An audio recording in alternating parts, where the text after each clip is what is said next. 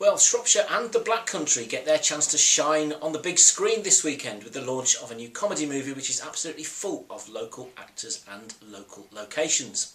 Inspector Drake 2, The Seagull, is the brainchild of David Tristram, who was born in Quarry Bank, now lives at Highley, near Bridge North. And 2 years ago, to celebrate the 25th anniversary of this madcap inspector, he decided to move his production from stage to screen to make something a bit more permanent. On a very low budget, it turned out to be a massive success, and so 2 years later, he's done it all over again. Stourbridge actor Alan Birch plays Inspector Drake, who is basically a hapless Inspector Clouseau-style cop who's walking a fine line while all sorts of chaos is going on around him and ridiculous circumstances. It's a very Ealing comedy type scenario. This time he's trying to solve a hat-trick of murders in a hat shop where the only witness has no eyes and somebody thinks it might have been a 6-foot-tall seagull that committed the crime. You get the idea of just how crazy this actually is. Let's have a look at the trailer.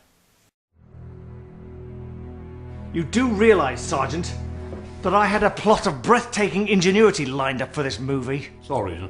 And now, it ends up in the bin.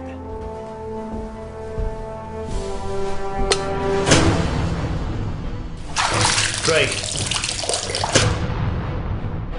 You're welcome into my home. I'm here to see Mr. Bear.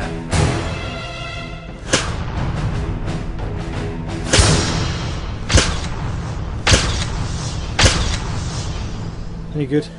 No. Bit of red eye. All right, Sergeant. Who have we got? The cook was in the hat shop on the day of the murder. It was my day off, sir. I always buy a new hat on my day off. You have many days off? I don't know, sir. I'd have to count my hats. And the gardener?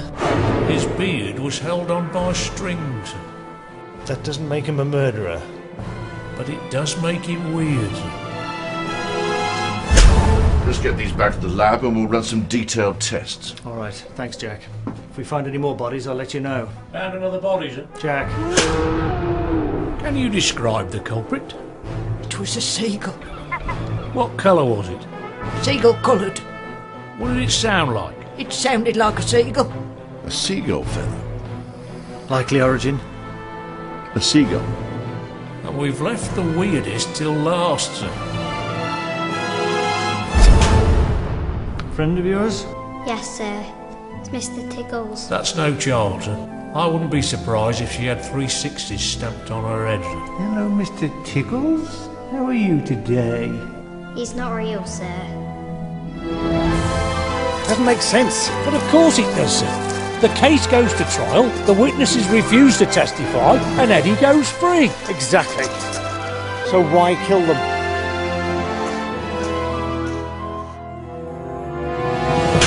Operation Seagull is underway. Tango, don't be Charlie. There's a dark secret hidden away somewhere in that house, and I intend to find it. But how, sir?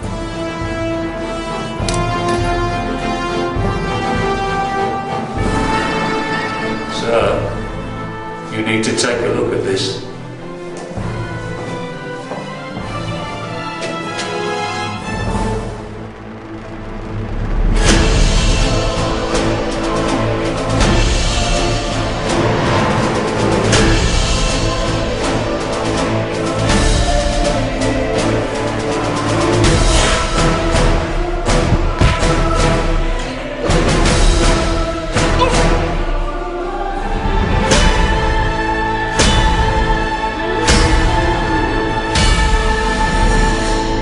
All right, ladies and gentlemen, listen up. This man has been on the run for 2 days. Our fugitive is a travelling rug salesman. Go get him.